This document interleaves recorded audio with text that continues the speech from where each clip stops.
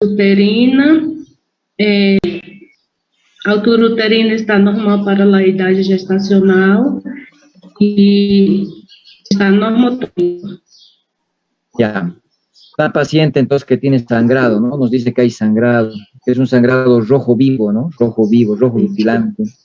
Es un sangrado que se repite, ¿no? Se repite. Es recurrente. Es progresivo. Hoy día sangra poquito, más de aquí a una semana, ¿no? Va a ir aumentando. Y que sobre todo es externo. Estoy viendo. Si veo una gotita, es lo que está sangrando.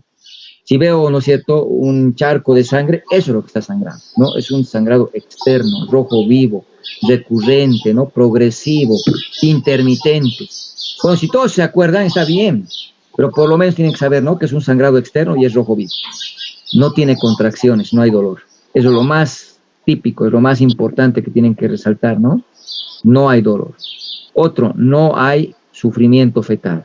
Generalmente no hay sufrimiento fetal. Ahora, cuando la paciente sangra mucho y hay choque hipovolémico, claro que va a haber sufrimiento fetal porque hay hipovolemia, ¿no? Pero por lo general no hay sufrimiento fetal, ¿no? Y bueno, no hay que hacer tacto vaginal, hay que remarcar eso. No tengo que hacer tacto vaginal porque si hago tacto voy a desprender placenta y va a sangrar más todavía. Siempre toda paciente que está con sangrado, espéculo, ¿no? Espéculo, hay que ver de dónde está viniendo el sangrado y cómo es el sangrado. Bien. Entonces, como te he dicho, ¿cómo diagnosticas? Tampoco te olvides, la clínica está primero, correcto, pero luego tienes que confirmar. Entonces, lo que te falta siempre, ¿no? ¿Sí? Vamos a confirmar. Ecografía, ¿no? Con una ecografía, ¿no? Sí. ¿A partir de qué semana tú ya puedes decir que es una placenta previa? A partir del tercer trimestre. Ya, en el tercer trimestre. ¿A partir de qué semana? Es 28. Ya. Entre las 28 a 32 semanas, 28 a 32 semanas, hacemos una ecografía para saber dónde está ubicada la placenta. Ahí ya puedo decir que es placenta previa. Antes de las 28 o 32 semanas, no. No. ¿Por qué? Porque hay la migración placentaria. ¿Qué es la migración placentaria, Iris? Quando se habla migrar, creio que cambia de lugar. O sea, la placenta se mueve. Sí. Creo que sí. Migra, se mueve. ¿Y cómo se mueve? ¿Por qué se movería la placenta? O útero crece. Eso no sé. Y ela se mueve. Tatiane.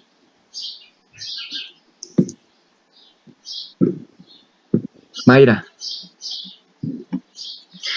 Es por el crecimiento uterino que va creciendo y la placenta sigue al mismo lugar, tal vez.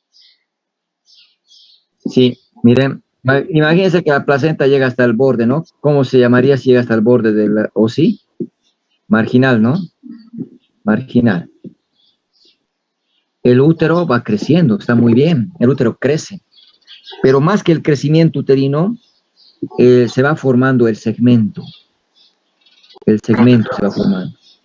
El istmo del útero, ¿no? Hay una zona de transición que es el istmo, va a formar el segmento. ¿Cómo se forma el segmento? Las fibras empiezan a traccionar hacia arriba, se van traccionando hacia arriba, y el segmento se va volviendo cada vez más delgado. ¿Por qué se vuelve segmento delgado? Para favorecer que la cabecita del feto, ¿no?, se acomode y entre a la pelvis, ¿no? Entonces, ¿por qué cambia de ubicación la placenta? Por la formación del segmento uterino, ¿ya? Como el segmento se va formando, se va adelgazando, porque las fibras son traccionadas hacia arriba, entonces la placenta que estaba aquí, ¿no es cierto?, en el borde, va a subir hasta arriba. Se va a ir traccionando hacia arriba, ¿no es cierto? Entonces ya no va a llegar hasta el borde de la placenta. Entonces, hay una migración placentaria, que muchos piensan que la placenta cambia de lugar. En realidad, la placenta modifica su ubicación. ¿Por qué? Por la formación del segmento. El segmento se va adelgazando y hace que la placenta suba más arriba, ¿no? Que vaya más arriba, se desplace más arriba. Eso se puede dar al promedio hasta antes o hasta las 30 semanas, ¿ya? Hasta las 30 semanas. Entonces, por eso es que a las 28 a 32 nosotros ya sabemos la ubicación definitiva de la placenta. Ahí hay que hacer la ecografía. Antes no. Entonces, no se olviden eso. Confirmamos con una ecografía. ¿Cuál ecografía le harías, Mayra? ¿Transvaginal o transabdominal? Ya. No se olviden que el transductor no entra al útero. El transductor llega solamente hasta el cérvix. No desprende cotiledones. Entonces, la mejor es la transvaginal porque está cerca de la placenta. El tacto vaginal entra al cérvix. Entra dentro. Y ahí desprendemos, ¿no es cierto? Entonces, la transvaginal, no se olviden, la transvaginal es más precisa, es más adecuada, ¿no? Y bueno, ¿cuál sería tu conducta, Irma, entonces, o Iris, placenta previa? La conduta es de acuerdo con el grado de hemorragia que tiene la paciente, se hace la internación y tiene el grado de sangrado que es severo, moderado, leve. Y de ahí, se está em grado severo, tem que interromper o embarazo e fazer uma cesárea para sacar o bebê. E em grado moderado, se é pré-término, tem que fazer a maduração pulmonar. Se é de término, igual tem que fazer a cesárea. E se é leve, tem que tratar as causas, como a paciente, como está com sangrado, pode ter anemia, não? E controlar os signos vitais até que atinja a idade gestacional que pueda ter el producto. Entonces no se olviden, ¿no? Depende de la magnitud del sangrado, ¿no? Y la edad del embarazo. Si sangra en abundante cantidad, la paciente va a entrar en choque, se va a morir. Entonces hay que interrumpir el embarazo, ¿no? A cualquier edad, ¿no? A cualquier edad hay que interrumpir. ¿Por qué? Porque se va a desangrar, ¿no? Y se va a morir la paciente. Sea pretérmino, sea de término, se interrumpe el embarazo. Si es moderado, perfecto. Hay que madurar pulmones si es pretérmino, ¿no? Si es pretérmino, hay que madurar pulmones. Si es de término, interrumpir, hay que operar, cesárea, ¿no? Y si es leve, lo mismo, ¿no? Hay que esperar nomás. Hay que esperar si es pretérmino. Si es de término, se interrumpe igual. ¿Para qué vamos a esperar, no? Si va a sangrar más la siguiente vez. Entonces, ahí va el tema, el equilibrio, ¿no? ¿Qué complicaciones tiene la placenta previa, Irma? O Iris. Complicaciones tiene hemorragia, choque hipovolêmico, prematurez, pode ter malformação. Insuficiência renal. ¿Malformación? Autismo. Não, espera, que me estou confundindo. Hemorragia, choque hipovolêmico, pode ter insuficiência renal aguda, pré-eclâmpsia. ¿Eclampsia? Não sei, me recuerdo destas. Nunca te olvides que todo tiene que tener relación, ¿ya? Si estás hablando de hemorragia, te va a llevar al choque hipovolémico y muerte, ¿no? Si hay hipovolemia, la falla renal, ¿no? La presrenal, ¿no? Si disminuye el volumen al riñón, hay insuficiencia renal aguda presrenal, ¿no? Eso es muy importante, la ira. Pero, ¿qué más puede provocar? ¿No? Si la paciente está sangrando, ¿qué va a tener? Anemia. Anemia. Va a tener una anemia aguda, ¿no? Anemia aguda. ¿Qué más? Si está sangrando mucho, el niño va a nacer antes de tiempo, prematurez. Con las complicaciones del prematuro, ¿no? Distrés ¿cómo es? Distrés respiratorio, membrana hialina, enterocolitis necrotizante, todo lo del pretérmino, ¿no? Pero no te olvides aquí, hemorragia, choque hipovolémico, ira y anemia. Pero también puede provocarte el acretismo. Uno de los riesgos que tenemos con la placenta previa es el acretismo. ¿Sabes qué es el acretismo, Iris? Es la adherencia de la placenta en miometrio. Bien. Adherencia, ¿no? Anormal de la placenta al miometrio, ¿no? Sí. ¿Qué es acreta, qué es increta, qué es percreta? Acreta es cuando la placenta se adere a miometrio. Increta es cuando ela perfora, adentra el miometrio. Y la pércreta es que ela perfura e pode chegar até todas las capas del miométrico para llegar hasta los órganos vecinos. Bien, ¿no? Vejiga Ahora, y recto. eso. Ahora, podría provocar también Shihan, ¿no? Pero no hablen del Shihan. Es una patología rara. ¿Para qué van a complicarse hablando del Shihan? Cualquier hemorragia masiva, sobre todo en una embarazada, ¿no? De término o próximo al término, puede provocar que esta pérdida hemática reduzca el aporte de sangre a la hipófisis y provoque necrosis, ¿ya? El Shihan no es del DPPNI nomás. El Shihan puede haber en DPPNI, en rotura uterina, en placenta previa, en hemorragia puerperal, en cualquiera de estas hemorragias, ¿ya? De la segunda mitad, y en el puerperio puede haber el Shihan, porque la hipófisis no tolera la hipoxia o la disminución del aporte de sangre, ¿no? De oxígeno, y se necrosa. ¿Y cómo sospecharías de un Shihan? Por ejemplo, si te preguntan, ¿qué es el Shihan, Iris? ¿Qué es el síndrome de Shihan?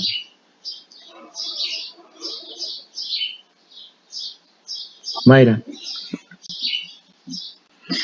Doctor, solo sé que se puede diagnosticar porque no va a salir leche. Bien, bien. Entonces, ¿qué es el Shihan? Es la necrosis, ¿ya? De la hipófisis, el lóbulo anterior. Se necrosa el lóbulo anterior, porque ha disminuido el flujo de sangre a la hipófisis, ¿ya? Entonces, la hipófisis produce todas las hormonas, ¿no ven? La TSH, la ACTH. ¿Cuál más produce? La luteinizante, folículo estimulante, la prolactina, la hormona de crecimiento, ¿no? Todas las hormonas producen. El posterior solamente almacena, ¿no? Oxitocina y vasopresina. Entonces, si se necrosa, todas las hormonas van a estar disminuidas. Hay un hipopituitarismo.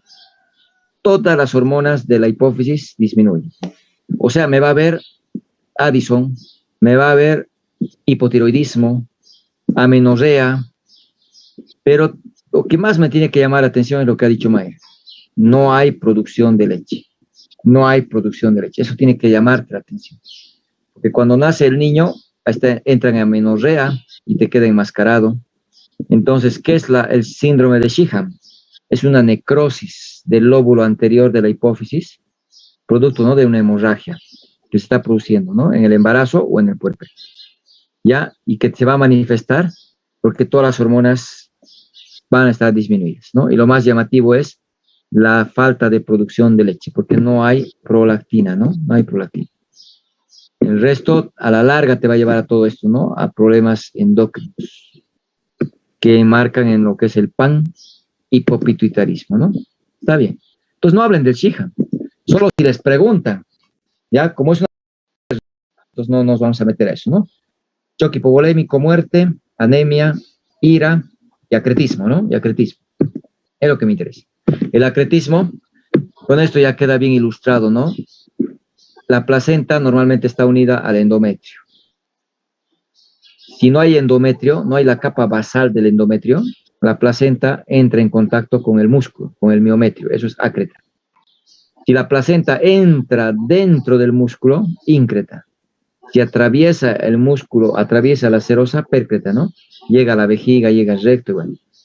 Este es un signo que nos hace avisar, ¿no? Que estamos con ese riesgo, ¿no? El signo de cabeza de medusa. Aquí se ven vasos, ¿no? Que van yendo hacia arriba y hacia abajo, ¿no? Nos indica posible acretismo o percretismo, ¿no? ¿Esto por qué? ¿Cuál es la conducta frente al acretismo? Histerectomía. Se tiene que hacer histerectomía sacando la placenta y al útero, ¿no? Juntos. No se tiene que intentar desprender la placenta, ¿ya? Cesárea, se liga el cordón, se cierra el útero, histerectomía en bloque. Eso es lo que se debe hacer. Histerectomía en bloque. Placenta sin intentar sacar. Esta es una placenta previa oclusiva total con datos, ¿no? De percretismo. Entonces no se hace el corte en el segmento, se hace el corte en el cuerpo, en el fondo, en el cuerpo uterino, una incisión corporal. Se saca al niño, se liga el cordón, se cierra el útero y se saca el útero con la placenta. Histerectomía, la conducta es histerectomía, ¿ya? Si bien el libro dice no puede hacer una extracción de la placenta, poner puntos, cuando es focal, cuando es unos cotiledones. Directamente, acretismo es histerectomía. Mayra, ¿qué es el DPPNI? Es un síndrome hemorrágico causado por el desprendimiento total o parcial de una placenta que está insertada en su sitio normal antes del alumbramiento. Muy bien. Y después de las 22 semanas, ¿no? Ah, sí, después de las 22 semanas. Eso. Ahí estaba confundiendo Iris, ¿no? Con ese concepto. Porque en la placenta previa no hay ese concepto. Y si se olvida, no hay problema, no hay problema.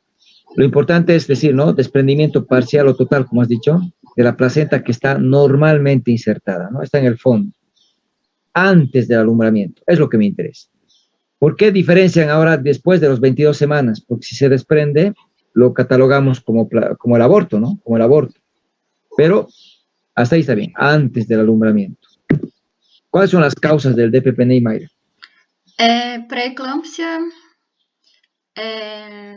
traumatismo, cuando el feto tiene un cordón umbilical corto, embarazo gemelar, mal uso de oxitocina.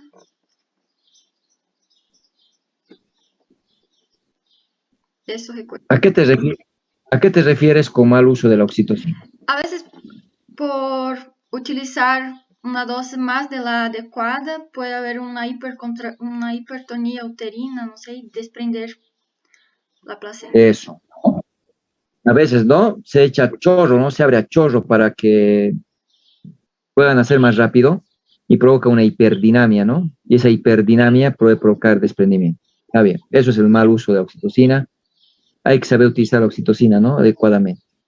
Bueno, entonces, la preeclampsia, muy bien, causas, no se olviden, la preeclampsia es la primera causa del DPPNI, ¿no?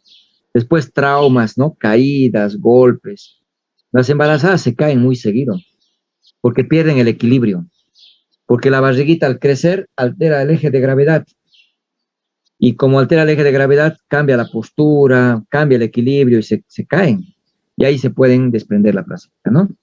Los golpes, no, igual, en Bolivia hay mucha violencia a la mujer, entonces puede haber maltrato a la mujer, golpes que hacen que desprenda la placenta. Y lo que tú has dicho, la descompresión brusca del útero. Si a un polidramio rompemos membranas, el líquido sale con presión y eso hace que el útero se vuelva pequeño. La placenta no es elástica. Entonces, si el útero se vuelve pequeño, eso va a desprender la placenta. ¿No? Lo mismo pasa con el gemelar, ¿no? Sale un niño, el útero que era grande se vuelve pequeño y eso puede desprender la placenta. Está muy bien. Las causas son entonces principalmente la preeclampsia y el trauma, ¿no? La preeclampsia. ¿Cómo diagnosticas el DPPNI, Mayra? Por la clínica puede no haber sangrado porque a veces puede estar retenido los coágulos, pero si hay sangrado va a ser escaso y oscuro, sangre oscuro. Va a haber dolor abdominal y hipertonía uterina. Es un útero duro que no se relaja y puede haber sufrimiento fetal, taquicardia fetal, óbito también fetal. Eso, ¿no? Muy bien. Lo más llamativo es, ¿no? Que la paciente tiene mucho dolor y el útero está hipertónico, como has dicho, ¿no? Leñoso y no se relaja. Y si el útero no relaja, el feto no oxigena, hay sufrimiento.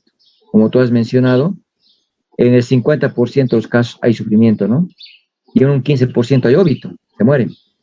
Está bien. El sangrado puede haber o no haber. Excelente. El sangrado es oscuro, es escaso, ¿no? Bien. El diagnóstico, ¿ya? Clínico. No voy a perder tiempo con ecografía. Puedo ver en la ecografía, ¿no? El desprendimiento, se puede ver, pero no voy a perder tiempo en la ecografía. Hay que palpar el útero, hay que tocar el útero, hay que sentir, ¿no? Que está leñoso y todo eso. Para que la sangre se exteriorice, tiene que despegar las membranas, eso toma tiempo, se va coagulando y al final sangra gotitas, ¿no? Estoy viendo gotas, dentro del útero está la hemorragia. No es un sangrado externo como en la placenta previa, ¿no? Aquí estamos viendo un sangrado oculto, está detrás de la placenta, está en el útero. Y bueno, es lo que tiene que llamarme la atención, ¿no? Está muy bien, está muy bien. Entonces, el diagnóstico es clínico. alguna vez puedo pedir ecografía para ver este desprendimiento, ¿no? Muy rara vez, pero lo puedo hacer. ¿Qué complicaciones tienes en el DPPNI, Mayra? Va a tener hemorragia, que va a llevar a un choque hipovolémico, puede llevar a una insuficiencia renal aguda o anemia. Va a tener el útero de Cavalier, puede haber CIDI también. ¿Va a tener qué? Útero de Cavalier y coagulación intravascular diseminada. Eso, el SIT, ¿no? Ujú. SIT, coagulación intravascular diseminada. Entonces, lo que tiene la paciente, el DPPNI, que no tiene la placenta previa, es el Cuvalier y el SIT, ¿no? El SIT, bien. ¿Qué es el útero de Cuvalier? Es la infiltración hemática al miometrio. Se va a notar cuando el útero va a presentar hipotonía. Coágulo, sangre entra al miometrio, ¿no? Y no va a dejar contraerse, va a haber una atonía. Ujú. Muy bien. Va a haber SIT, me ha dicho, ¿no? SIT, problemas de coagulación. ¿Por qué? Porque los coágulos detrás de la placenta empiezan a consumir, ¿no? Factores de coagulación. Entonces, va a haber hemorragia porque hay alterada la coagulación. ¿Cómo diagnostica SIT? Por plaquetopenia y por el fibrinógeno, que va a estar menor a 100 miligramos decilitro. Bien, plaquetopenia. ¿Qué es plaquetopenia? Es cuando las plaquetas están, en este caso va a estar menor a 50.000, pero es cuando está menor a 150.000. Eso. ¿Cuál es el valor normal de las plaquetas? 150 a 350. 1000. 1000, ¿no? Sí, 1000. Está bien. Entonces, igualito, ¿no? Hemorragia, choque hipovolémico, muerte, ira, anemia aguda, lo mismo que en la placenta previa, porque es hemorragia. Pero le ha agregado a su compañera útero de Cuvalier. Infiltración hemática, la sangre y los coágulos entran al miometrio y el útero no se contrae.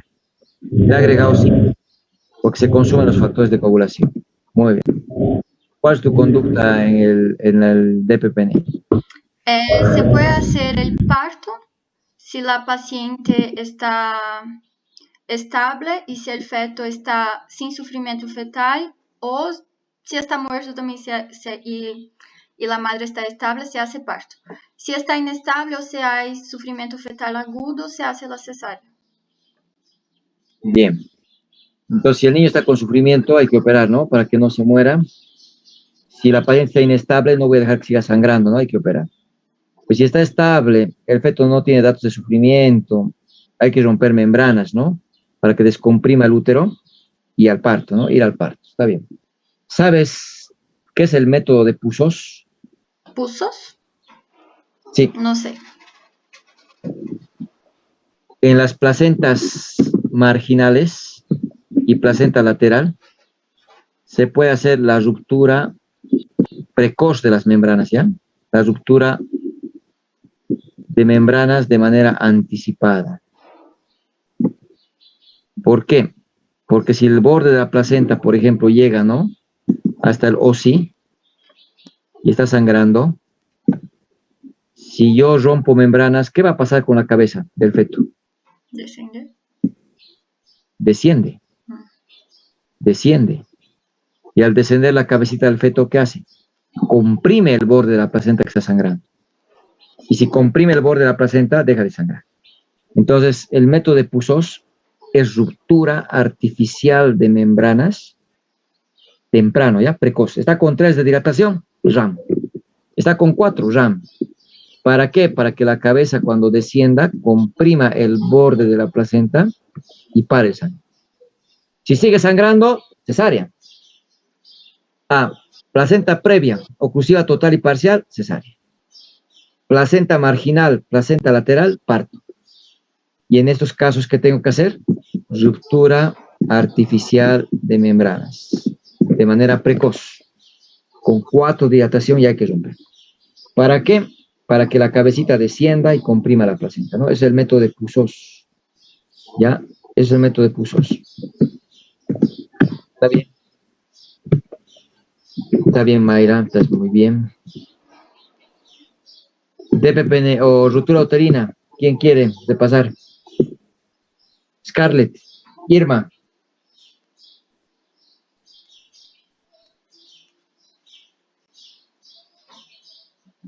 quieres pasar? La doctora uterina es la que... Doctor, vale, quizás no voy a poder prender mi cámara, estoy en otro lado. No te Por preocupes. favor. No te preocupes. Vamos, sirva. Escuchamos. Es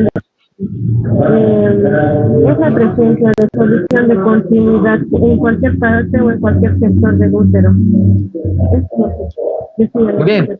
Entonces, la ruptura uterina es cuando el útero se rompe, ¿no es cierto? Es una solución de continuidad. Si se olvidan esa palabrita, ¿no? Solución de continuidad. Porque a veces ahí se traban, ¿no? ¿Qué es ruptura prematura de membranas? Ya, solución de continuidad, se olvidan. No, entonces digan, es la ruptura de las membranas antes de iniciar el trabajo de parto. Listo. ¿Qué es la ruptura uterina? Es la ruptura del útero, ¿no? Que se puede producir en cualquier parte, ¿no? Del útero, en el cuerpo, en el cervix, en el segmento, ¿no? A veces aprendemos conceptos muy de memoria, ¿no? Y tenemos problemas para recordar sus palabras, utilizan sus palabras. Lo ha dicho muy bien, Irma nos dice solución de continuidad, ¿no? En el útero. Ya. A ver, dentro de lo que es la ruptura uterina, hay que pensar que el útero se puede romper, ¿no es cierto? En el cuerpo, en el segmento o en el cervix. Entonces, de acuerdo a su localización, puede ser, ¿no? Corporal, puede ser cervical o segmentaria, ¿no? Pero también puede romperse una parte nomás, ¿no? El músculo, pero el peritoneo está sano. Y decimos una ruptura parcial. Y si se ha roto todito, ruptura total, ¿no? Entonces, a veces se rompe todo. Es una ruptura total, por ejemplo, en el segmento. Y ha atravesado todo, ¿no? Todas las capas y el bebé sale al útero. Al abdomen. A veces se rompe solamente el músculo y el niño todavía sigue dentro del útero, porque la serosa está sana, ¿no?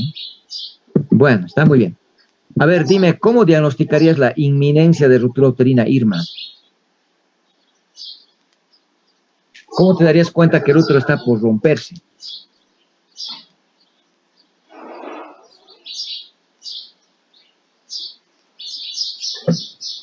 Triada.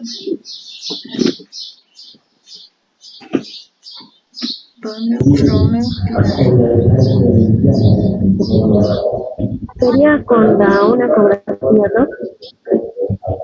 El útero se está por romper, clínicamente, no con la ecografía. Sería más con el dolor que va aumentando y también se va a ir observando un signo de plan, si no me equivoco se llama, ¿no?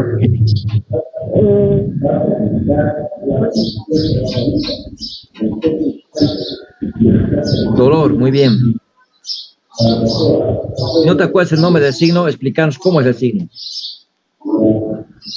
A lo que se refiere que es en el cual se va a ver el abdomen en forma de un reloj de arena. Es muy bien. ¿Qué más? Eso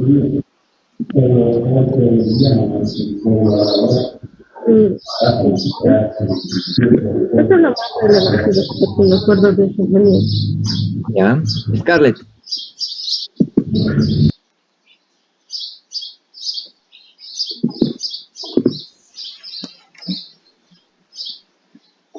Iris.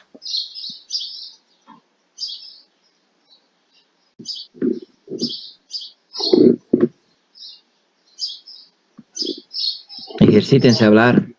Ejercítense a hablar. Yo estoy viendo que ya, por lo menos del grupo, hay 4 de ustedes, ¿no? Que hablan, no tienen problemas para defender. El resto quiero escucharlos. Scarlett.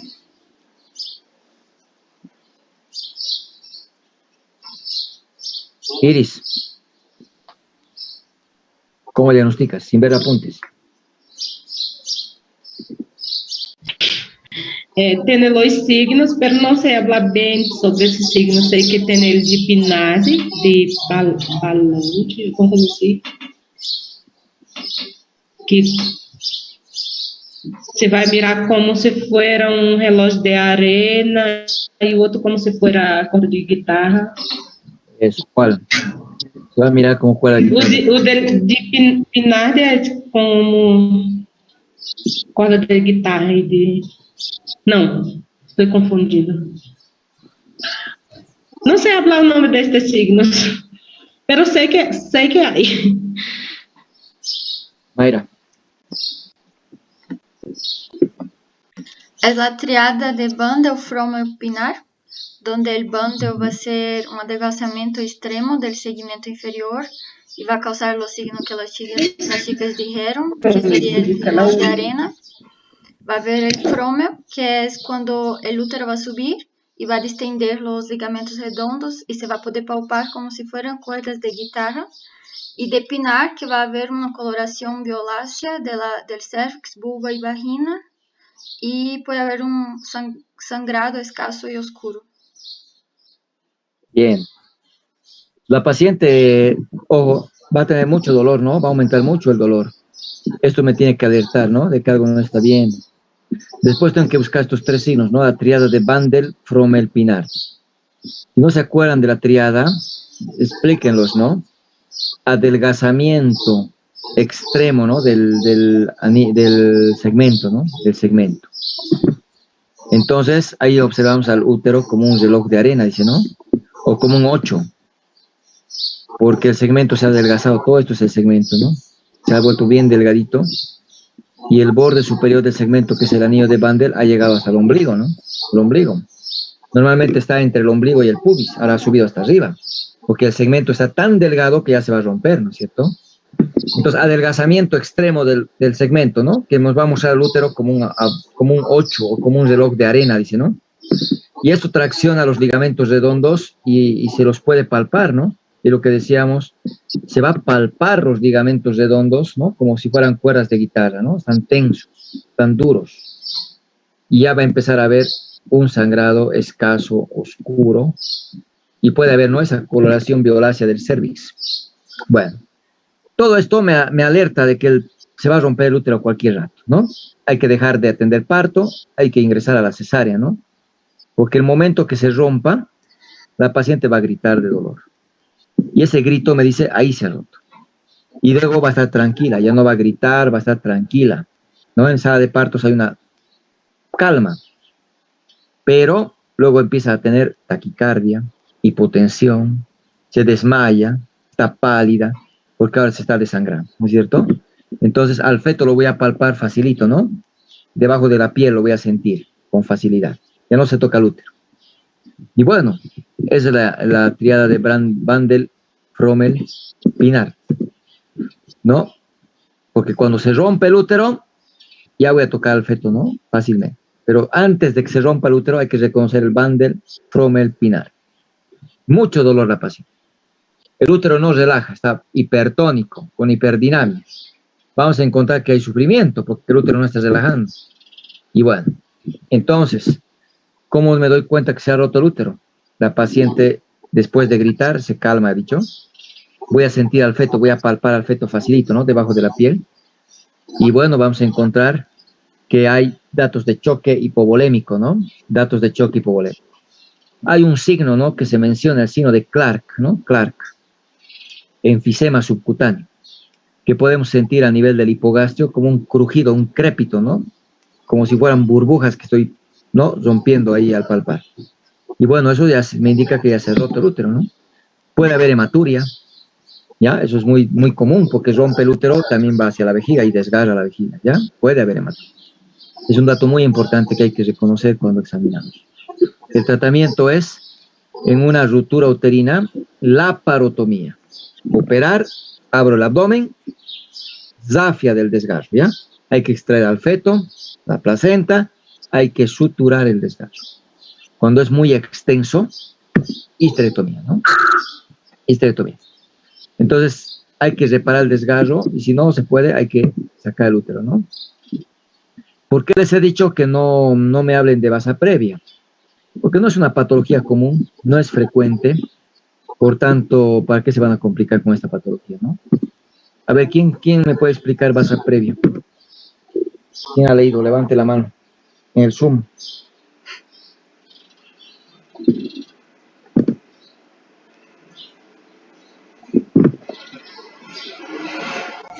Es cuando el cordón está adelante de la presentación, Doc.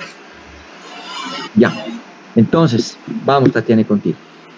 Decimos vasa previa, no cuando el cordón no, Si fuera el cordón delante de la presentación, ¿cómo se llama eso?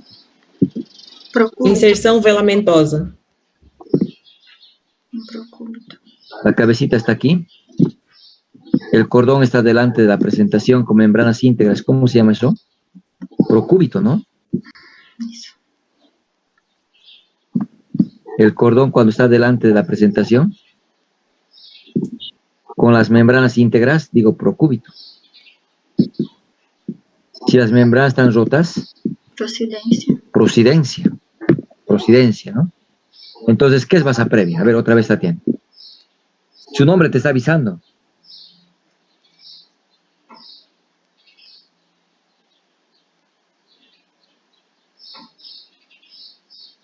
Basa previa. Vasos delante de la presentación. Previo es delante, ¿no es cierto? Ojo, en la basa previa no es el cordón. No es el cordón. Son los vasos. ¿Y dónde están los vasos? ¿Dónde están recorriendo los vasos? Por las membranas. Están en las membranas, no están en el cordón, ¿ya? No están en el cordón. Eso es basa previa. Te preguntan qué es basa previa, vasos delante de la presentación, ¿ya? Ahora, lo que tú me has dicho me explica. Aquí hay una imagen muy bonita para que yo me ubique. El cordón umbilical tiene, ¿cuántas arterias tiene? ¿Cuántas venas? 2 arterias y una vena.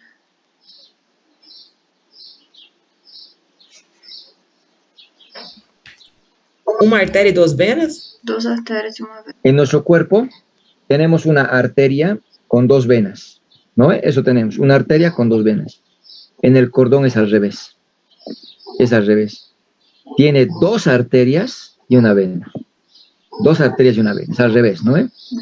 Entonces, el cordón umbilical tiene 2 arterias, tiene una vena.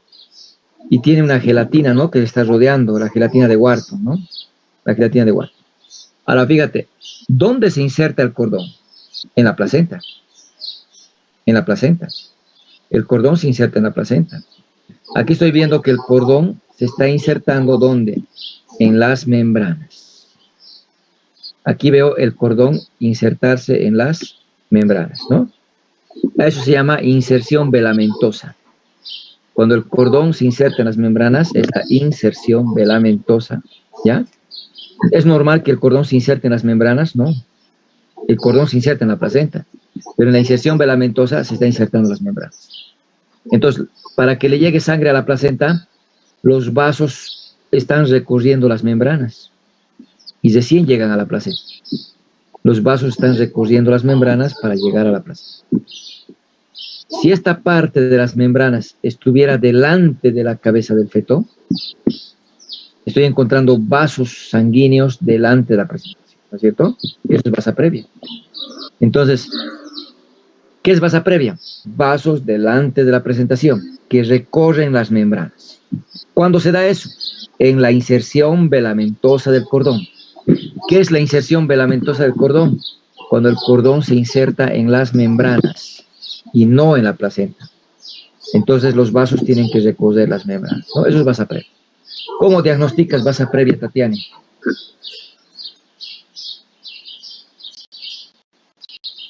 ¿Cuándo sospechas de basa previa?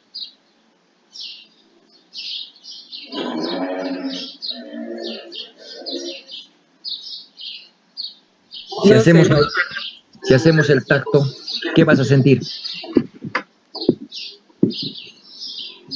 La placenta, o cordão adelante, insertado nos vasos, entonces. Vas a sentir pulsar los vasos, ¿no es cierto? Hago el tacto, toco las membranas y pulsa. Pulsa. Sabes que hay vasos en las membranas. Ahí tendrías que sospechar. Ahí tendrías que sospechar. Si no te has dado cuenta, cuando hagas el amniótomo y rompas las membranas. Y rompas las membranas. Si yo hago RAM, estoy rompiendo aquí las membranas, estoy desgarrando los vasos. ¿Qué va a pasar? Voy a sospechar cuando hago RAM que la paciente tiene sangrado. ¿Cómo va a ser el sangrado? Rojo rutilante, ¿no? Rojo vivo, porque estoy rompiendo estos vasos. Y si la sangre no está llegando al feto porque está desangrándose, va a haber ¿qué cosa? Sufrimiento fetal. ¿Ya? Entonces, ¿cómo diagnosticas la basa previa? con ecografía Doppler en el embarazo, ¿no? Podría haber con Doppler. O bien, al hacer el tacto, tocar las membranas y que pulse. Ahí sospecho. Y si no me he dado cuenta, cuando rompo las membranas y sale sangre rojo vivo, y el feto tiene sufrimiento, eso es vasa previa. Eso es vasa previa, ¿ya? Por eso es que mejor no hablen de vasa previa, salvo que les pregunte. ¿Ya? No por decir más datos te van a decir está bien. Placenta previa, DPPNI, rotura uterina, nada más. Con eso me defiendo muy bien para hemorragias de la segunda mitad. Si hay algún ginecólogo que te pregunta vasa previa, contéstale lo que ya sabes.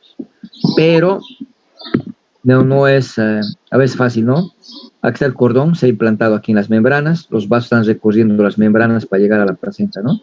Si estos vasos están delante de la presentación, es vaso. Eso es vasa previa. Vasos delante de la presentación, ¿ya? Bueno, aquí, por ejemplo, si estos vasos estuvieran delante de la presentación, vasa previa, ¿no? Hay varias causas para hablar de vasa previa. Me quedo con el Doppler, ahí se ve. Me quedo con el tacto, ahí se siente. Y bueno. A ver. Tatiane, diferenciame placenta previa de DPPNI.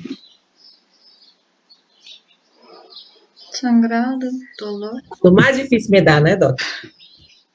No, aunque no crean, no, hemorragia de la segunda mitad, rara vez aborto. Más es aborto, más es pretérmino. Y cuando abordan eso te preguntan, diferenciame placenta previa de DPPNI. Y ahí te están evaluando dos temas. A ver, ¿cómo diferencias?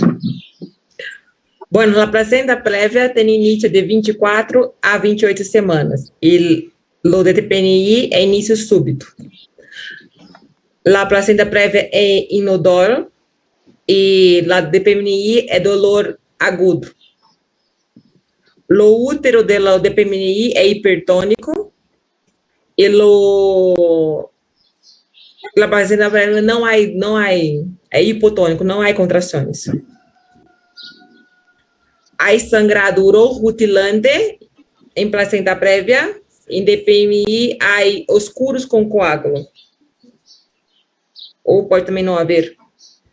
A frequência cardíaca do bebê sobe e barra da DPNI e da placenta prévia continua normal. Tá. ¿En cuál hay hipertensión? DPPNI. A hipertensão há na DPMI. Y no en la previa. Ya. Diferenciame aborto de ectópico. Sangrado. Aborto de ectópico.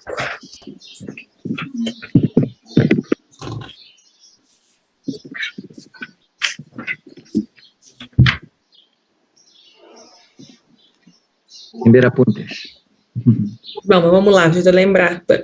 Aborto ectópico foi semana passada, né? ¿Ha sido de ayer? De ayer. Ayer. Eso. Ectópico y aborto. Vamos. Bom, a dolor do aborto é na região do epigástrico. A dolor do ectópico, na fossa ilíaca direita ou na fossa ilíaca esquerda. Eso. O ectópico, se há sangrado, é escuro. O aborto é rutilante.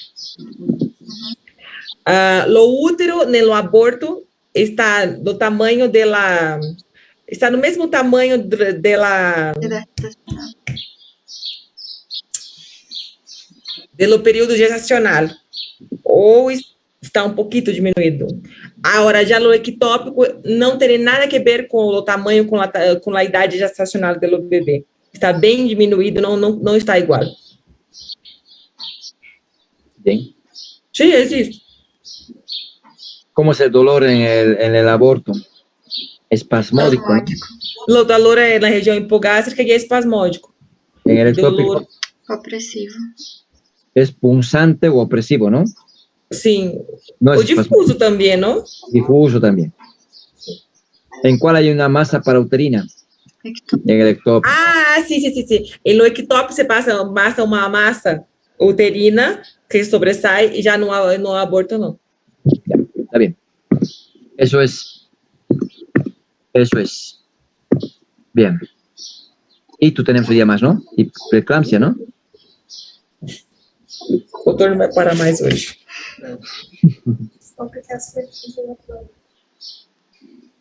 Preeclampsia o ito, ¿cuál quieren repasar primero? Doutor. Ito que não esteja pré-eclâmpsia. Ya, ito y no preeclampsia. A ver, vamos, ito. Iris, ¿qué es ito?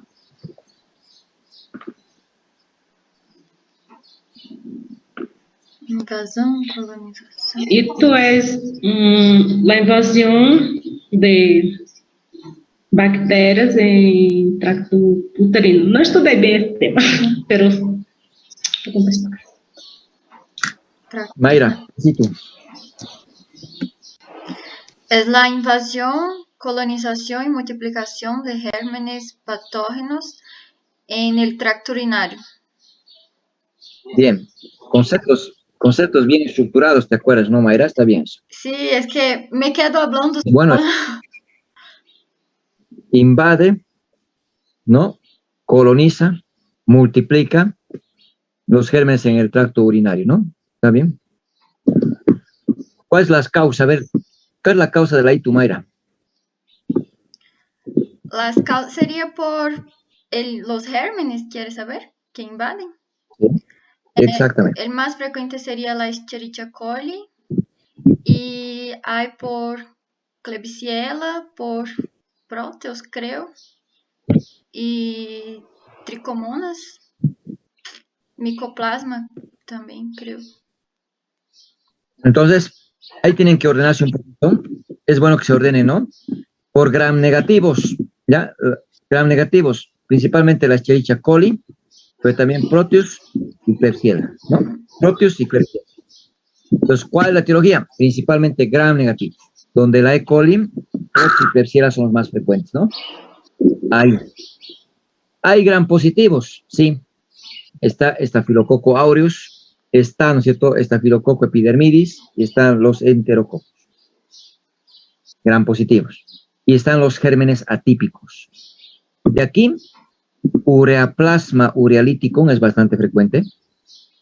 Clamidia trachomatis es frecuente. No se olviden que provoca uretritis, ¿no? La clamidia provoca uretritis, igual que la gonorrea, ¿no? Y las tricomonas vaginales, ¿ya?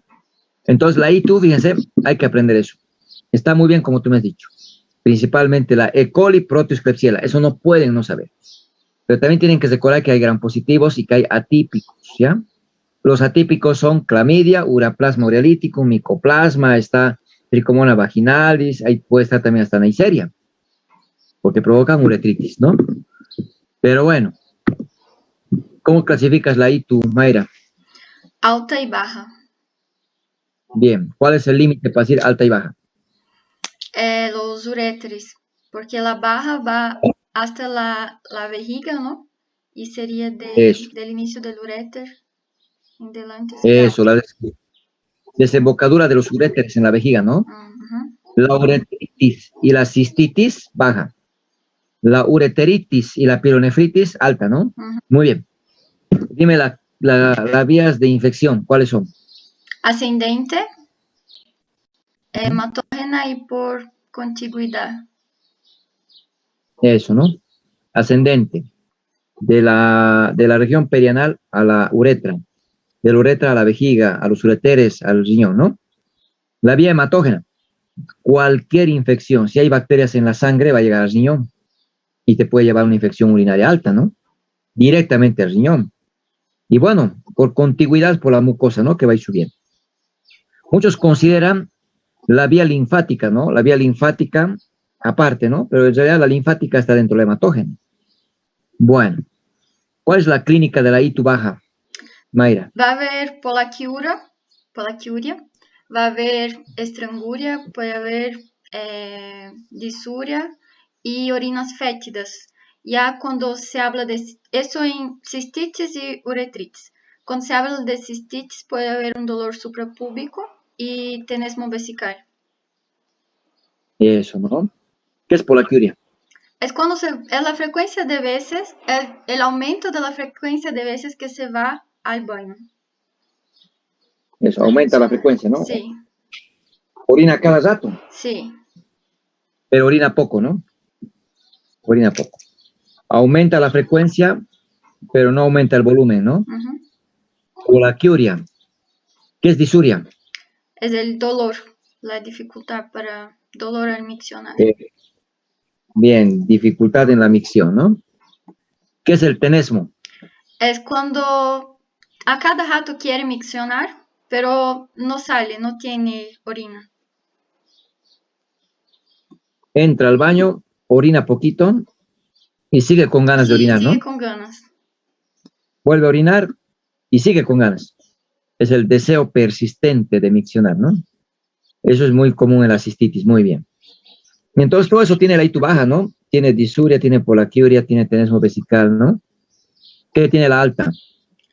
Además de polaquiuria también hay un compromiso general donde puede haber fiebre, va a haber los puntos ureterales dolorosos y dolor también a la puñopercusión.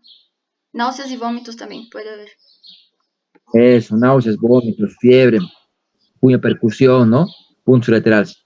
Bueno, es lo importante que tenemos que considerar, ¿no? A la hora de hacer la valoración. Explícame dónde encuentras los puntos ureterales. Ya el inferior no se valora porque está a nivel de la desembocadura ureteral. Y lo medio se hace una línea entre las espinas ilíacas y va a ser más o menos en el punto del recto, donde este lateral del recto, no sé cómo describir eso. El superior Borde. se hace, sí, borde. El superior Borde hace lateral, una ¿no? línea en el ombligo horizontal y se palpa también en el borde del músculo rectal. Está bien. Entonces, los puntos ureterales superiores, una línea imaginaria que pase por el ombligo, borde externo de los rectos, ¿no? Punto ureteral medio, línea que vaya de espina ilíaca a espina ilíaca anterosuperior, borde externo de los rectos. Y los inferiores, por tacto vaginal en la mujer o tacto rectal en el varón, ¿ya?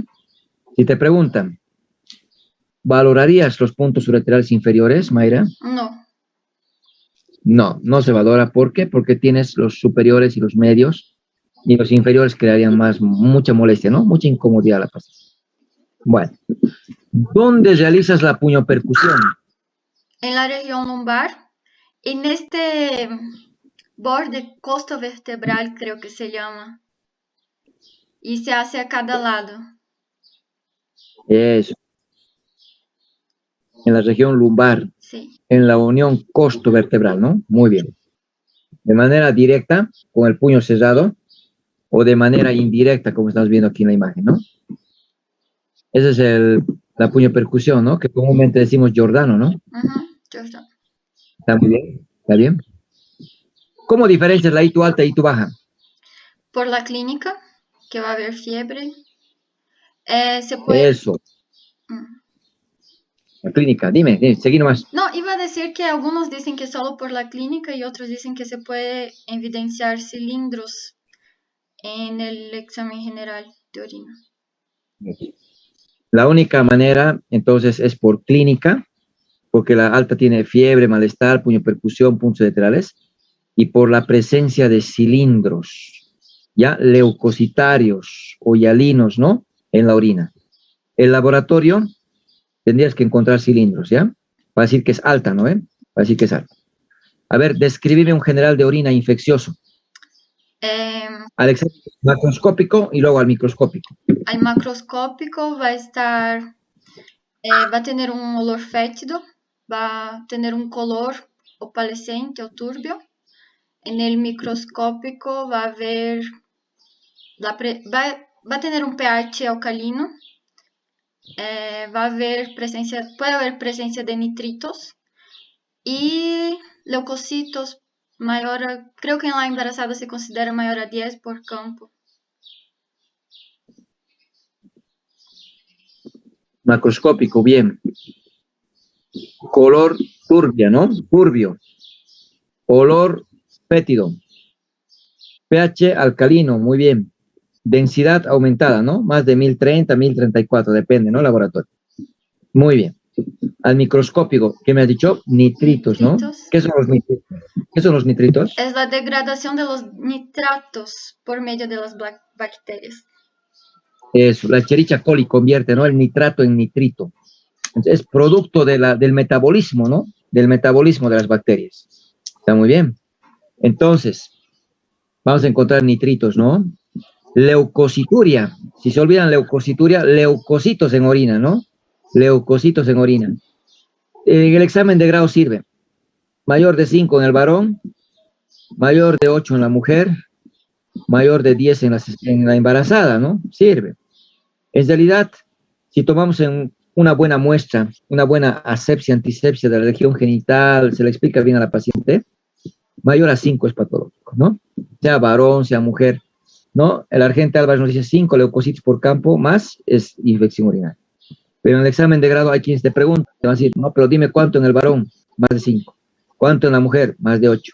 ¿Cuánto en la embarazada? ¿Acaso es lo mismo? 10, ¿ya? Entonces te sirve esto. Hematuria puede haber. Hematuria, ¿ya? En la alta y en la baja puede haber hematuria. Piocitos. Pus en la orina, ¿no? Puede haber en la alta y en la baja.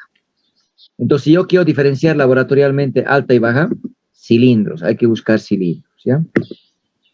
Tatiana.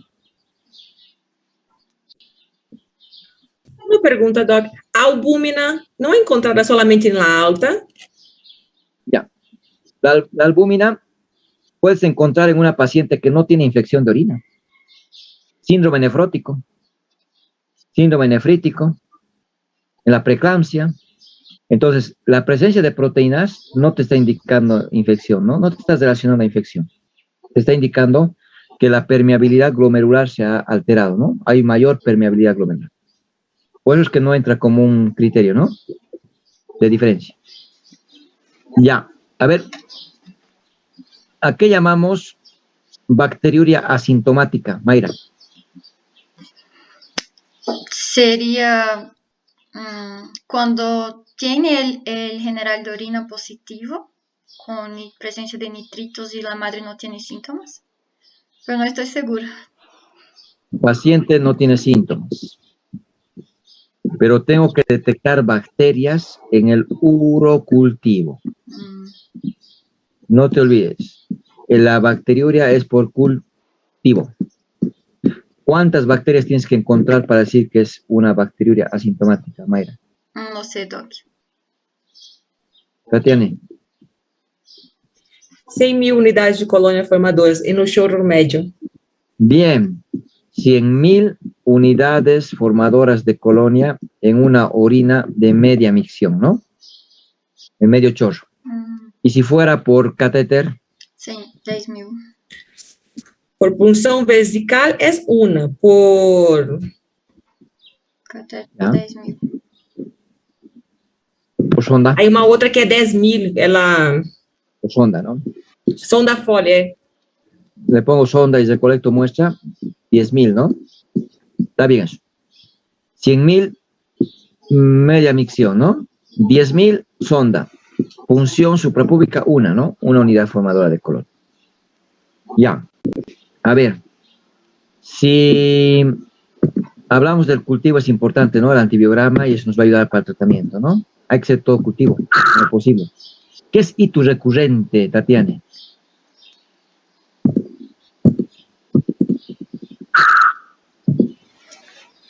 Que volta a infectar. O ito recorrente pode ser a infecção do mesmo germe ou de outro germe quando há 2 infecções a 6 meses ou 3 infecções em 1 ano. Bien.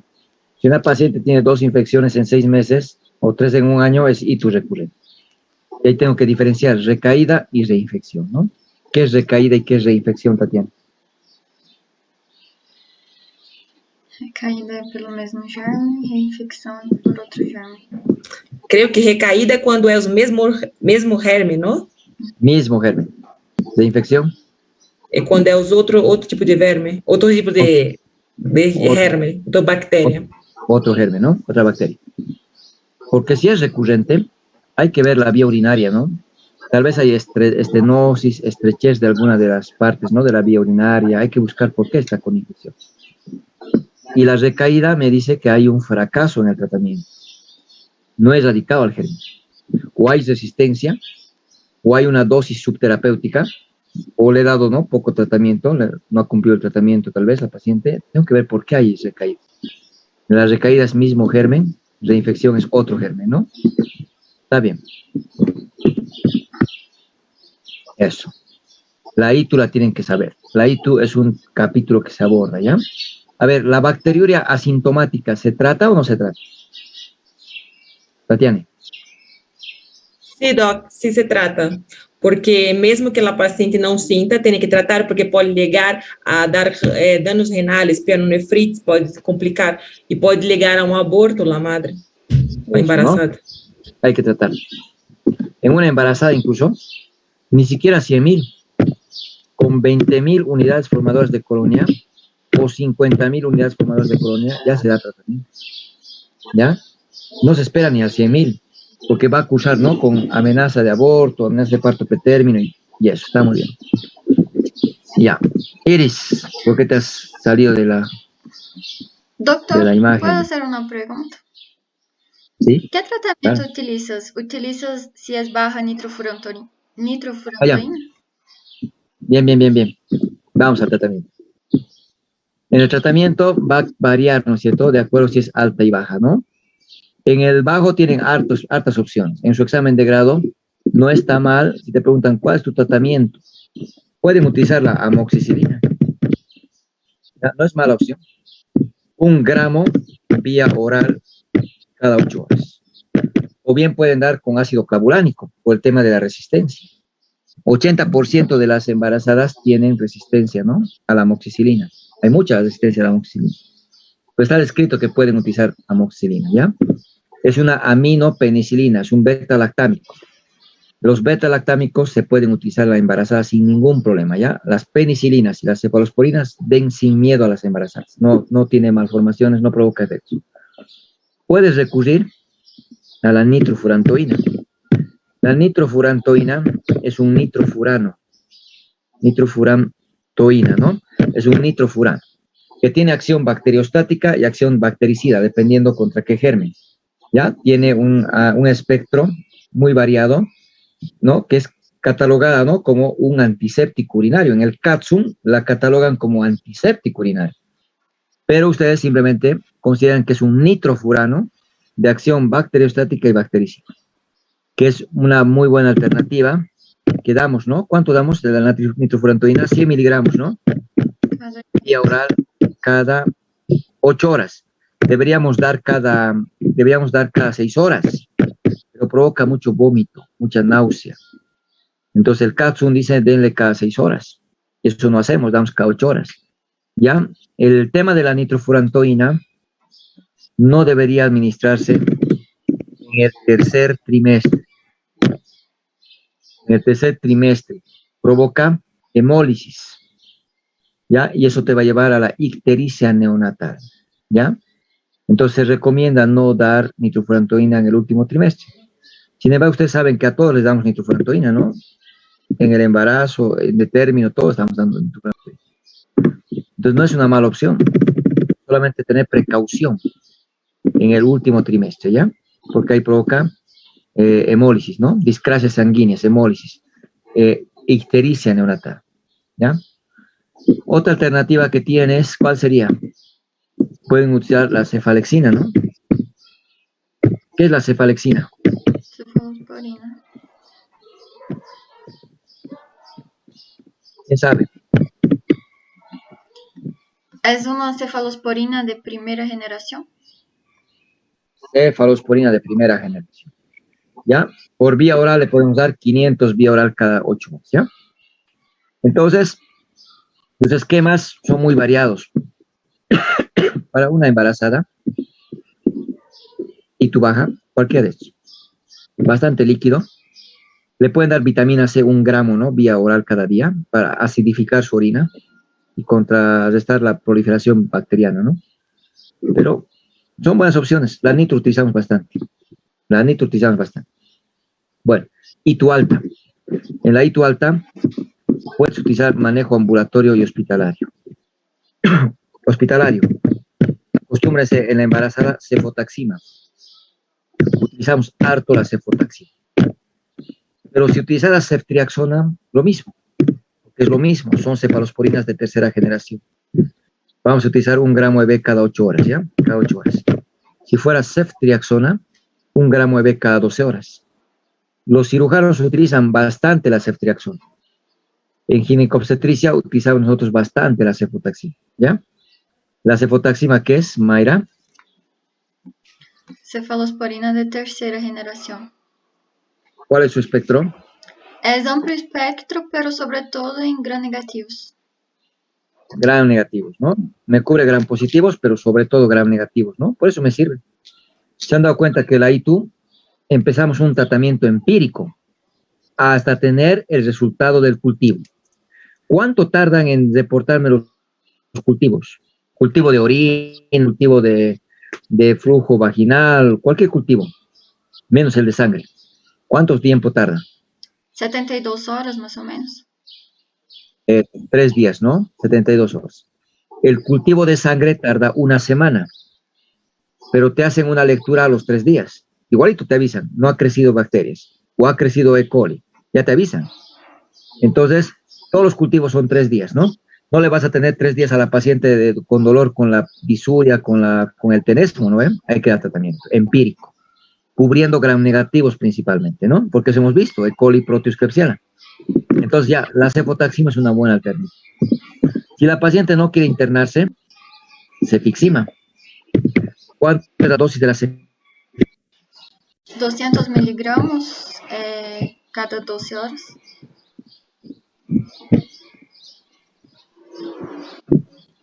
Vienen comprimidos de 400, ¿ya? Entonces le vamos a dar 400 miligramos, única toma cada día, ¿ya? El esquema que has mencionado lo has debido leer en algún lugar, está bien. En nuestro medio solo viene de 400, entonces damos un hito. Pero en otros países manejan diferentes, ¿no? Dosis, entonces no está mal lo que me has dicho. Has llegado a los 400. La cefixima es tercera generación también, ¿ya? Cefalosporina tercera generación. Entonces puedes utilizar esto. Podrías utilizar ceftriaxona, ampigenta también puedes utilizar, no hay problema. Entonces tienes varias alternativas. Como consejo, si estás con una embarazada, amoxi y nitro. Y si estás con ITU alta, habla de la cefo, habla de la ampigenta. Porque tienes que hospitalizar a tu paciente para aliviarle más rápido, ¿no? Eso es en el tratamiento, ¿ya? Es el tratamiento que estábamos pasando, ¿no? Por alto. Preeclampsia. A ver, ¿quién me define preeclampsia? ¿Quién se anima a preeclampsia?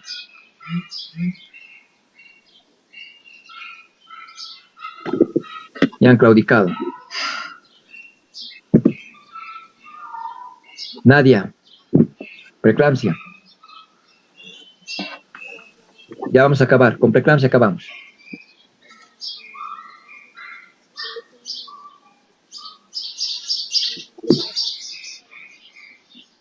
No se te escucha nada, Nadia.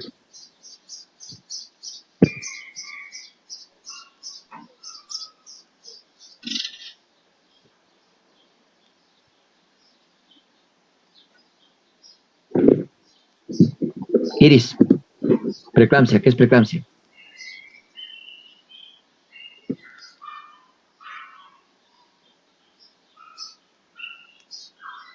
Mayra, haz de cuenta que es tu examen hoy día. Tú eres la sobreviviente, la que quedó. Ya, ¿Qué es preeclampsia? la preeclampsia es un trastorno hipertensivo donde la embarazada va a presentar una presión arterial mayor que 140/90 y va a estar asociado a proteinuria mayor a 300 miligramos en orina de 24 horas, con o sin presencia de edema. Bien. No, lo que te faltaba nada más es decir, embarazada más de 20 sí, más de 20 semanas. Eso es, ¿no? Entonces, es la presencia de una presión arterial de 140 la sistólica y 90 la diastólica, proteinuria más de 300 miligramos en orina de 24 horas, y la presencia o no del edema, ¿no? En una embarazada más de 20 semanas. Esa es la definición, ¿ya? Si bien hoy en día hablamos, ¿no? Síndrome multisistémico y vamos dando una serie de adorno, ¿no? En el concepto. Así simple, así simple. Embarazada más de 20 semanas que tenga una presión arterial más de 140/90 en 2 tomas, ¿no?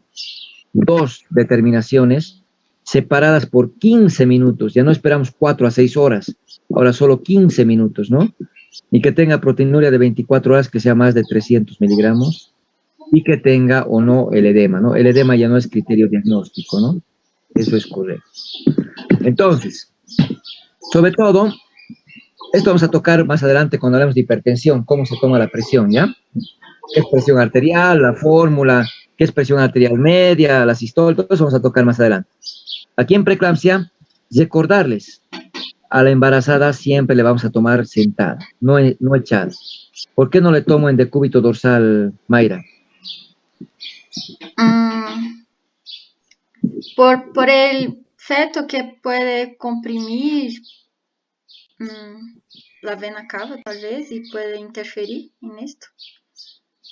El útero comprime la vena cava inferior, disminuyendo el retorno venoso. Si disminuye el retorno venoso, disminuye la precarga. Y si hay menos precarga, hay menos volumen sistólico. Y si hay menos volumen sistólico, eso baja la presión arterial. Y te va a dar una presión arterial que es más baja de la real. Te está engañando, ¿no? Una presión más baja. ¿Cuál es la fórmula de la presión arterial? ¿Te acuerdas? No. Iris, ¿te acuerdas? Presión arterial es igual a gasto cardíaco por resistencia vascular periférica. Y eso lo tienen que recordar porque cuando llevemos presión arterial, ¿no? Hipertensión, hay que saber esto, ¿no? Y gasto cardíaco, ¿cuál es la fórmula? Volumen sistólico por frecuencia cardíaca. Si le estoy comprimiendo la vena cava, le estoy disminuyendo el retorno venoso, le estoy reduciendo la precarga, y si reduzco la precarga, reduzco el volumen sistólico, he dicho, ¿no? Si reduzco el volumen sistólico, reduzco el gasto cardíaco. Y si reduzco el gasto cardíaco, reduzco la presión. Entonces, esa es la razón por la cual no se debe tomar la presión en una paciente echada, ¿no?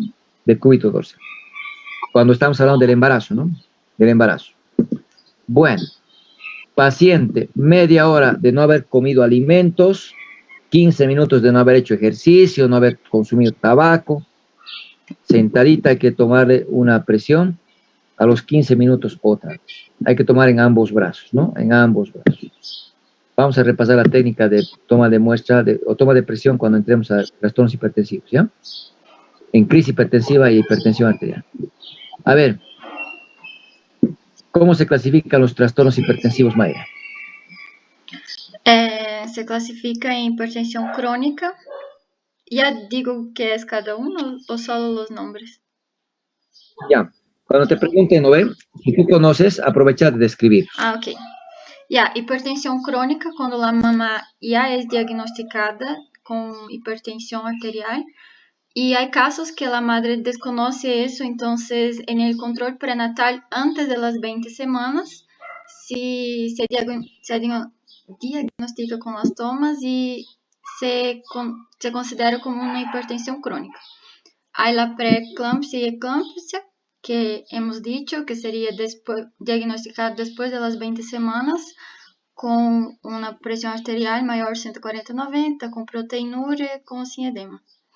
La hipertensión crónica asociada a preeclampsia, que es cuando la madre ya tiene hipertensión, pero después de las 20 semanas se evidencia presencia de proteinuria. La hipertensión gestacional o transitoria, que es cuando la madre tiene una hipertensión después de las 20 semanas, pero no tiene proteinuria. Y la hipertensión delta, que la paciente no va a llegar a 140/90 dPa, pero va a haber un incremento de 30 milímetros por mercurio o mayor en la presión arterial sistólica y un aumento de 15 milímetros por mercurio o más en la presión arterial diastólica. ¿Dónde has leído eso de delta? En tu resumen del 10º semestre. Cuando te pregunten del Williams, ¿ya? Williams. Obstetricia de Williams. Ya. En la 24, en la última edición, en la 25 edición, habla de la hipertensión delta, ¿ya? Ok. Entonces, en tu examen de grado, no la menciones la delta, porque es la parte más fina, ¿ya? Y ahí sí te van a preguntar bastante, pero es correcto lo que tú dices, ¿no? Si aumenta 15 la diastólica y aumenta 30 la sistólica, si no llega a 140, 90, decimos delta, ¿no? No hay muchos artículos al respecto, ¿no? Que respalden, por eso no utilizamos esa denominación. Pero en el Williams está descrito, y hay unos 3 o 5 artículos que también hablan, ¿ya? Está muy bien. Esa clasificación la tienen que recordar, así como Mayra nos ha recordado, ¿no? Los cuadros, es muy importante, ¿ya? A ver, ¿puede haber preeclampsia sin proteinuria? ¿Puedes diagnosticar preeclampsia sin proteinuria, Mayra? Sí, se puede en casos de que si la mamá presenta síntomas o signos que hay una afectación de un órgano vital, ¿no? Un órgano blanco, ¿no? Sí, órgano blanco. ¿Cómo cuál? ¿Como qué órgano o como qué síntomas? Los síntomas serían, por ejemplo, si la mamá tiene una cefalea intensa, si tiene vómitos, si presenta fosfenos, tinitos. Creo que es. Solo si les preguntan, ¿no es cierto? ¿Puedes diagnosticar preeclampsia sin proteinuria? Sí. Paciente hipertensa, en la que no haya proteinuria, pero haya síntomas o signos del daño de un órgano blanco. La presión arterial, ¿a dónde va a afectar? Al corazón, al riñón, al cerebro. Entonces, esos son los órganos blancos, donde afecta la presión arterial, ¿no? Pruebas de función hepática alteradas, renal alteradas, cefalea, epigastralgia, autopsias, tinnitus, todo lo que has dicho. ¿Ya? Epigastralgia. ¿Qué significado tiene epigastralgia para vos, Mayra? Eso tengo una gran duda. Yo he intentado buscar, pero no encontré nada muy claro. Pero por lo que leí, yo creo que puede indicar una ruptura hepática o entonces no sé qué tiene que ver con la síndrome de HELP, porque he buscado y me apareció sobre síndrome de HELP y creo que sería más eso por la ruptura hepática. En el HELP hay alteración de la coagulación, ¿no ve? Hay plaquetopenia, y eso te va a llevar a la alteración de la coagulación. Como se altera la coagulación, puede acompañarte a que se forme un hematoma subcapsular, un hematoma del hígado. Ya empieza a sangrar el hígado, y el hematoma empieza a distender la cápsula de Gleason, y empieza a doler el epigastrio, ¿no? Dolor en barra, signo de Chaucier, ¿no? Entonces, como está distendiendo, el hematoma puede que la cápsula de Gleason se rompa. Por eso dice, ¿no? Inminencia de ruptura hepática. ¿Ya? Está muy bien. Inminencia de ruptura hepática. ¿Por qué? Porque hay un hematoma que se está formando. ¿Por qué se ha formado el hematoma? Porque ha alterado la coagulación, el HELP. ¿Ya? Otro puede ser inminencia de eclampsia. La paciente va a convulsionar cualquier rato. ¿Por qué? Porque su presión está muy alta, ¿no? Y ha tenido que provocar ese sangrado. Y como no hay coagulación normal, entonces está formándose el hematoma, ¿ya? Entonces, esa relación que tiene es muy importante a la epigastralgia, llamado también signo de Chaucier, dolor en barra, ¿no? A veces duele el epigastrio, el hipocondrio derecho, ¿no? Bueno, entonces es multifactorial. Si te preguntan cuál es la causa de la preeclampsia, hay genes, hay lesión endotelial, hay mala adaptación inmunológica, hay una placentación anómala o defectuosa, ¿no? Hay todo, hay todo. Ya no son teorías, ya es real, ya es real. A ver, esto de las olas de invasión trofoblástica, no creo que pregunten, pero es importante saber que ¿puedes predecir preeclampsia? Sí. ¿Cómo? Con una ecodoppler entre las 11 y 14 semanas, visualizando las arterias uterinas. Excelente, arterias uterinas, ¿no? Vas a encontrar aumento en la resistencia, ¿no? En las uterinas, bien. ¿Puedes prevenir preeclampsia? Sí, con aspirina. ¿Cómo? Aspirina, ¿cuánto? 75 miligramos día. 75 miligramos día. ¿Desde qué semana hasta qué semana? Se puede desde las 12 semanas y hay que suspender, yo creo que 2 semanas antes del parto. Es una semana antes del parto, hay que suspender, ¿ya? Una semana antes del parto. Excelente, eso. Todos los días tiene que tomar, ¿no? Hasta las 36 semanas. Una semana antes del parto hay que suspender porque la aspirina es antiagregante plaquetario, ¿no? Antiagregante plaquetario. Muy bien. Hasta ahí está bien el examen. ¿Por qué? Porque vas a leer que el calcio, actualmente metformina se está utilizando. El sildenafil también está indicando. Hay varios métodos para prevenir preeclampsia, ¿ya? Me quedo con aspirina, es la que sirve, es la que ha mostrado más estudios, ¿ya? Y bueno, ¿cómo se clasifica la preeclampsia? Preeclampsia y preeclampsia severa. Eso, ya no hay leve, ¿no? Muy bien. ¿Cuál es tu conducta en la preeclampsia severa? Hospitalización. Eso que voy a hablar no tengo certeza, pero yo dejaría en NPO porque puede ser que progrida tenga que hacer una cesárea. Repouso relativo. Y seguiría después los 3 pilares colocaría solución solo para vía. Y después los 3, sería 2, ¿no? 2 pilares, que serían de medicaciones, que sería, ¿puedo hablar los pilares ya? ¿O sí? Como quieras. Ya, el primer pilar se basa en prevenir convulsiones, entonces yo pondría sulfato de magnesio, 4 gramos diluidos en 100 ml de solución fisiológica, pasaría en 10 minutos. Después haría el mantenimiento con 10 gramos en 900 ml y pasaría 1 gramo hora. Después de eso, controlaría la crisis hipertensiva y utilizaría nifedipino, 10 miligramos sublingual. Y se puede dar hasta 5 dosis con intervalo de 15 minutos. Y... A ver, no digas sublingual, vía oral, ¿ya? Ya. Puedes dar sublingual también, pero vía oral porque aquí nadie quiere usar sublingual, tiene mucho miedo a la presión. Pues vía oral, ¿ya? Puedes dar máximo 5 dosis, ¿no? Muy bien. ¿Qué más? Después, el tercer pilar sería interrumpir el embarazo, pero en el tratamiento que yo seguiría sería solicitar laboratorios, creo, para perfil de toxemia, algo así leí. Solicitaría coagulograma, perfil hepático, perfil renal. Y, laboratorios. Sí. Perfil toxémico, ¿no? Sí, perfil toxémico. ¿Qué es el perfil toxémico? Por lo que leí, sería... Si no te acuerdas, perfil toxémico, dices, pruebas de función. Dice... Seguí.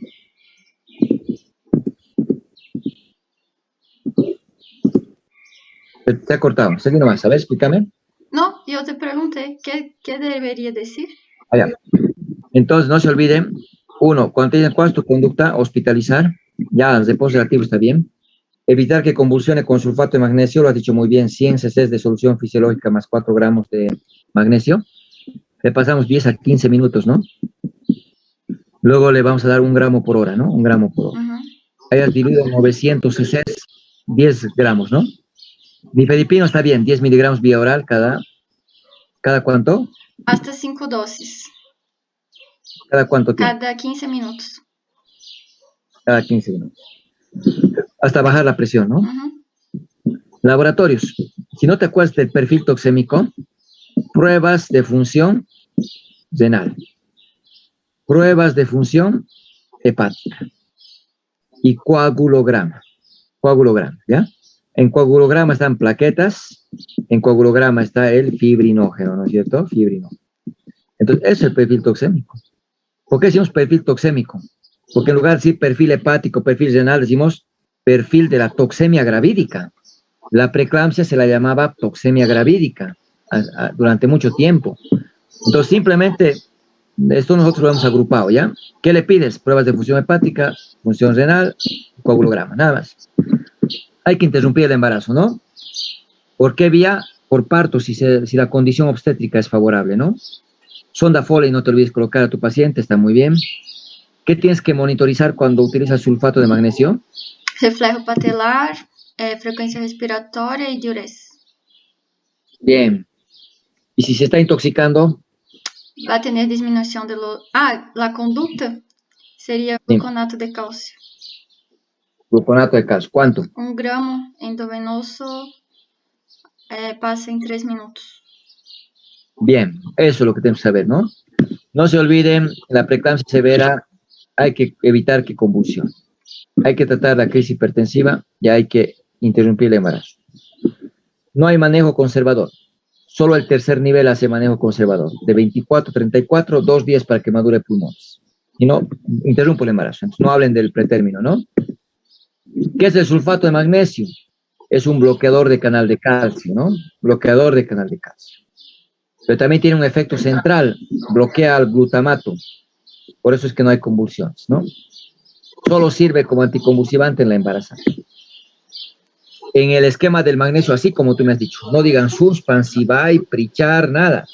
Suspan, lo que tú me has dicho, 4 gramos directamente, ¿no? En 100 cc y le paso en 15 minutos. Que hay que monitorizar frecuencia respiratoria, reflejo patelar, ¿no? La embarazada con preeclampsia tiene hiperreflexia. Si uso el magnesio y se está intoxicando, hiporreflexia, arreflexia. Ahí tienes que alertarte, hay que dar gluconato de calcio, ¿no? El antídoto es el gluconato de calcio. Y bueno, nifedipino, hidralacina, labetalol. Nifedipino aprendan así como lo ha hecho Mayra. Hidralacina puedo utilizar por vía endovenosa, ¿no? 5 miligramos EB cada 15 minutos, máximo 5 dosis. Esto porque algunos hospitales ya tienen. En el Hospital de México tiene hidralacina. ¿Ya? Tiene. Obviamente, si la tienen, la saben manejar. La betalol no tenemos en Bolivia porque entra de contrabando nomás, ¿no? No hay en Bolivia. Complicaciones. DPPNI, el HELP, edema agudo de pulmón, hemorragia cerebral. Este es el peligro de la crisis hipertensiva, ¿no? No hay que dejar que la presión llegue a 160, 110. Eso es crisis hipertensiva. Insuficiencia renal aguda, ruptura hepática, SID, esto es la más. En el niño, óbito. DPPNI, ¿no? Lleva al óbito. Restricción de crecimiento o prematurez, ¿ya? Y bueno, cuando digo eclampsia, cuando la paciente convulsiona. Convulsiones tónico-clónicas. ¿Qué se hace en una eclampsia iris? ¿Cuál es tu conducta frente a una eclampsia? Ya estamos acabando, con esto acabamos porque es muy pesado, ¿no? El horario. ¿Qué harías con una eclampsia iris?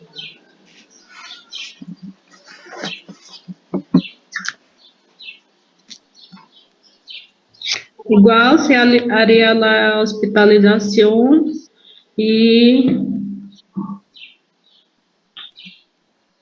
la hospitalización, la cesárea, ¿no? No sé bien el manejo. Sulfato de magnesio. Sí. Hay que poner sulfato de magnesio, que deje de convulsionar, ¿ya? Eso es lo del tratamiento. Si no le puedes canalizar, intramuscular, ponle 5 gramos, ¿no? En un glúteo, 5 gramos en otro glúteo. Pero hay que ponerle. A ver, la paciente está convulsionando, ¿no? No te deja canalizar. Pero generalmente le sujetan el bracito y le canalizan, ¿ya? Igualito que en la preeclampsia, 4 gramos de impregnación, 1 gramo por hora de mantenimiento, ¿no?